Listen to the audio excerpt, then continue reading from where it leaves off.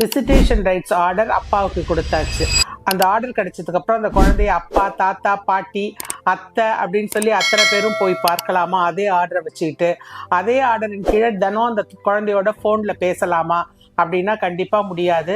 Visitation rights order அப்படிங்கிறது அப்பாவுக்கு யார் கேட்டிருக்காங்களோ அவங்களுக்கு இந்த பர்டிகுலர் இடத்துல இந்த கிழமையில இத்தனை மணிக்கு நீங்க குழந்தைய போய் பார்க்கறதுக்கு உங்களுக்கு விசிட்டேஷன் ரைட்ஸ் ஆர்டர் கொடுத்துருக்கோம் அப்படின்னு சொல்லி தான் நீதிமன்றத்தில் உத்தரவாயிருக்கும்.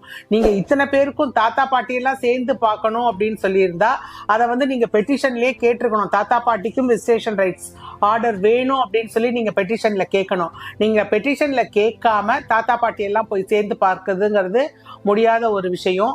அதே மாதிரி தினம் போன்ல பேசணும் குழந்தையோட அப்படின்னு சொன்னா எனக்கு கான்டாக்ட் ரைட்ஸ் வேணும், அந்த மாதிரி குழந்தையோட தினம் வீடியோ கால்லயோ இல்ல போன்லயோ பேசுறதுக்கு எனக்கு அனுமதி வேணும்னு நீங்க ஏற்கனவே நீதிமன்றத்துல பெட்டிஷன் தாக்கல் செய்து அதுல ஆர்டர் வாங்கியிருந்தீங்கன்னா மட்டும்தான் அந்த குழந்தையோட தினம் நீங்க போன்ல பேசுறதுக்கோ வீடியோ கால்ல பேசுறதுக்கோ உங்களுக்கு அனுமதி கிடைக்கும்.